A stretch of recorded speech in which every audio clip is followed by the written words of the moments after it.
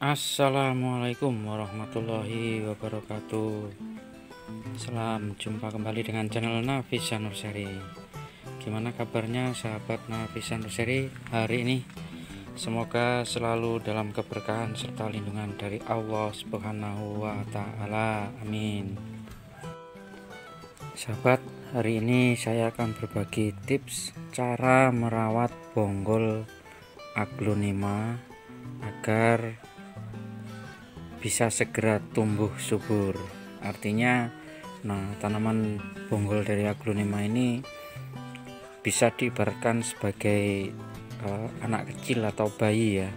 Nah, jika istilahnya perawatan kita pas, nantinya bonggol-bonggol ini akan bisa segera tumbuh menjadi tanaman-tanaman yang besar dalam waktu yang cukup singkat ya, karena memang untuk merawat bonggol aglonema ini butuh kesabaran dan waktu yang cukup lama ya, sampai istilahnya menjadi tanaman individu baru yang remaja ataupun dewasa ya.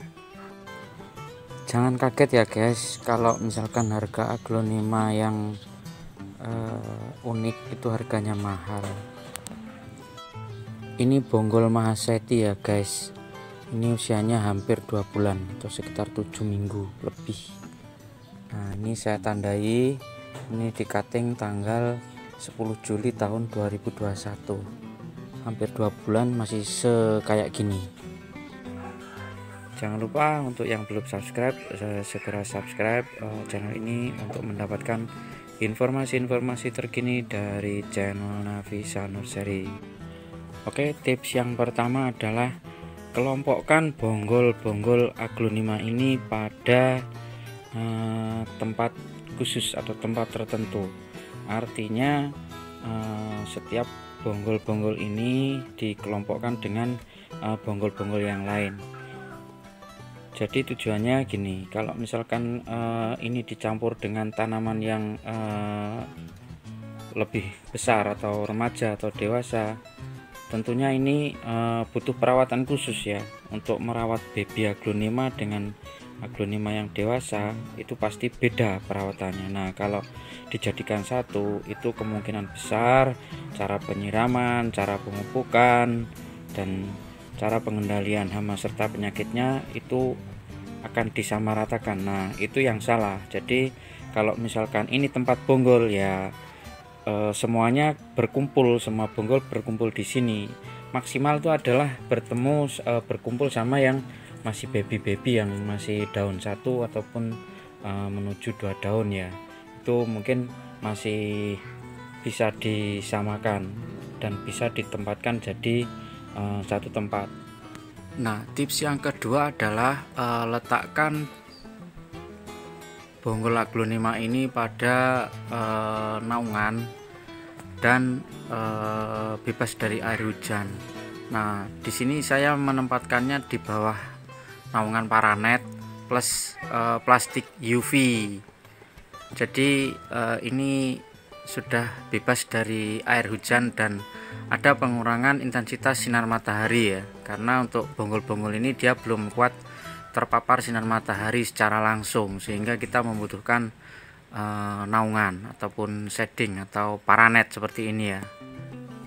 Tips yang ketiga yaitu lakukan penyiraman secara teratur. Kenapa saya bilang secara teratur? Karena untuk memunculkan calon akar maupun calon tunas, nah contohnya seperti ini ya, ini dari bonggol, kemudian untuk memunculkan calon tunas seperti ini ya, itu butuh waktu yang lama dan nutrisi makanan yang cukup ya, dari unsur hara yang cukup serta penyiraman yang pas. Artinya kalau misalkan unsur haranya itu tercukupi dari media tanam ini, namun kebutuhan air kurang tercukupi, otomatis nanti proses pertumbuhannya juga lebih lambat. Nah, bagaimana tips penyiraman khusus di tanaman atau bonggol aglonema ini? Saran saya lakukan sehari 1 kali dan itu dilakukan di setiap pagi hari ya. Tujuannya apa? Tujuannya kalau misalkan disiram setiap hari itu kelembaban bisa terjaga. Kemudian kalau disiram pagi hari itu tujuannya kalau pagi hari itu nanti biar saat malam hari jumlah atau kadar air yang ada pada media itu sudah banyak berkurang, sehingga bisa mengurangi timbulnya jamur dikarenakan media tanam yang terlalu lembab ya. Nah, tip yang keempat yaitu lakukan pemupukan. Nah, di sini perlu saya garis bawahi bahwasanya proses pemupukan ini dibutuhkan oleh bonggol yang sudah memiliki daun secara lengkap. Contohnya seperti ini ya. Seperti ini. Nah, umumnya sudah memunculkan satu daun komplit ya. Nah, tanaman-tanaman yang seperti ini, masih baby ini, itu sudah bisa dilakukan pemupukan, khususnya pemupukan melalui semprotan melalui daun ya. Nah, pupuk apa yang bisa dipakai untuk baby aglonema? Nah, ini saya tidak lupa memberikan ini ya, B1 Liquinox. Ini kandungannya memang cukup bagus bagi tanaman kecil maupun tanaman yang baru pindah tanam. Intinya nutrisi atau istilahnya yang terkandung di dalam B1 Liquinox ini yang pertama bisa mengurangi stres tanaman yang baru pindah tanam atau tanaman baru ditanam, dan juga merangsang pertumbuhan akar ya, merangsang pertumbuhan akar kayak semacam obat perangsang akar. Nah, untuk dosisnya B1 ini cukup sedikit saja, 1 liter itu cukup setengah sendok teh, maksimal 1 sendok teh ya, dilarutkan dengan 1 liter air, kemudian disemprotkan pada bagian tanaman yang sudah memiliki daun. Nah, pupuk yang kedua itu adalah yang slow release. Saya menggunakan Osmocote ini dengan perbandingan saudara 13 dibanding 13 dibanding 13. Tujuannya apa? Ini kandungan N, P sama K-nya itu seimbang ya. Jadi unsur N itu bisa untuk merangsang pertumbuhan vegetatif, khususnya untuk merangsang tumbuhnya daun, melebarkan daun, dan mempengaruhi warna hijau daun atau klorofil. Untuk yang P ini yang ada di tengah ini simbol daripada unsur P atau fosfat ya, itu untuk merangsang pertumbuhan akar. Sementara yang K ini dari unsur kalium ya, itu lebih cenderung kepada penguatan daripada bagian-bagian tanaman seperti batang, kemudian akar dan daun. Bisa juga untuk menambah imunitas atau ketahanan tanaman dari serangan jamur maupun bakteri. Nah, pupuk yang ketiga saya menggunakan Growmore. Ini kebetulan untuk contohnya saya memiliki yang perbandingan NPK-nya itu 10 15 10 ya. Ini artinya N-nya 10%, P-nya 55% dan K-nya itu 10%. Ini sebenarnya fungsinya sama kayak yang Osmocote tadi, cuman dia ini lebih bersifat fast release. Jadi disemprotkan pagi ini langsung bisa dimakan oleh tanaman pagi ini juga. Nah, kalau yang Osmocote tadi itu slow release, artinya tersedianya dalam waktu yang tidak bisa dalam waktu dekat. Artinya aplikasi hari ini itu mungkin baru bisa dimanfaatkan 1 minggu, maksimal itu 6 bulan. Karena untuk pupuk yang Osmocote itu pupuknya dalam bentuk granul dan ditaburkan pada media tanam. Itu kalau terkena siraman air dia akan luntur sedikit demi sedikit setiap harinya sampai nanti dia habis. Nah, pada saat habis ini biasanya kurang lebih umur daripada aplikasi pupuk Osmocote ini sekitar 6 bulan setelah aplikasi. Ini disemprot hari ini, besok sudah bisa diserap oleh daun pada tanaman aglonema ya. Jadi bedanya di situ antara yang slow release dengan fast release, antara yang osmocote sama growmore. Kalau growmore ini kandungan unsurannya lebih komplit lagi ya, karena di sini dilengkapi dengan unsur hara mikro yang jumlahnya lebih banyak ya dibandingkan dengan yang osmocote tadi.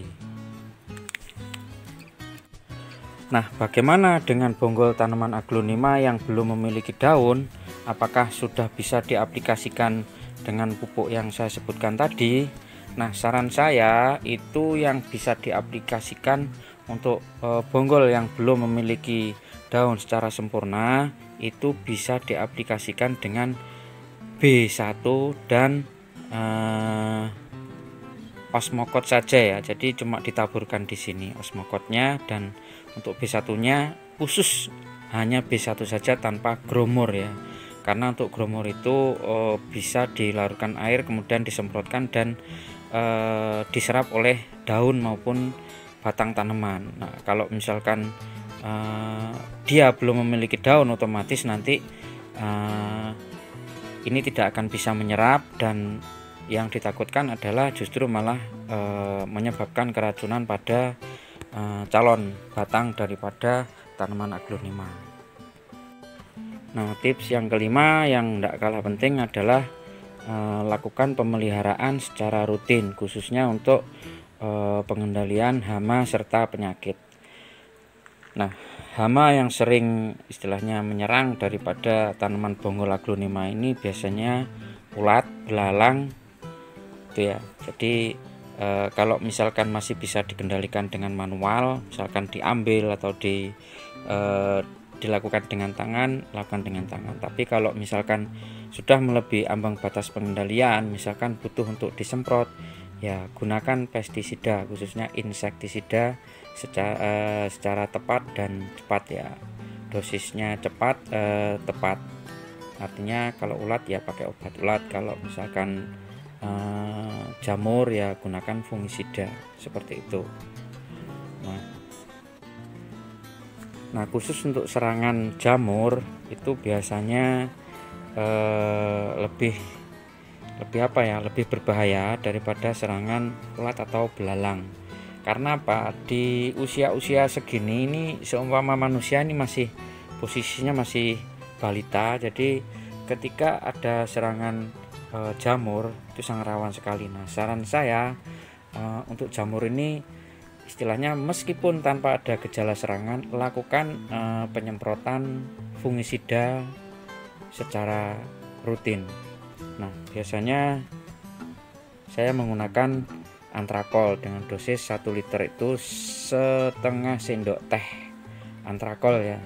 Kalau memang istilahnya ada gejala busuk pada batang aglonema, itu saya tambahkan obat bakterisida. Itu biasanya saya sering pakai Nordok.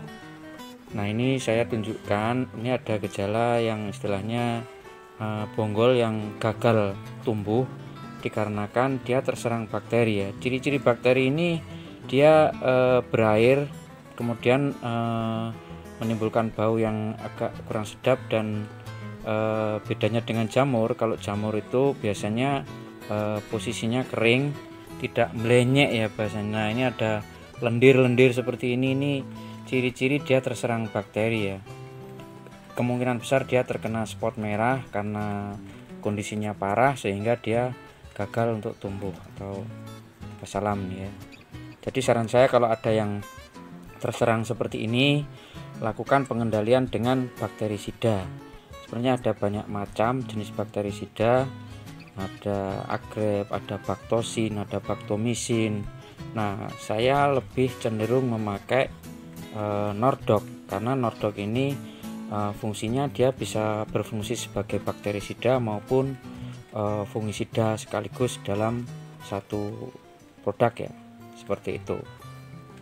Tips yang keenam yaitu gunakan pot yang ukurannya relatif lebih kecil ya. Gunakan pot-pot yang ukuran ini 10, ini bahkan 8 ini ya.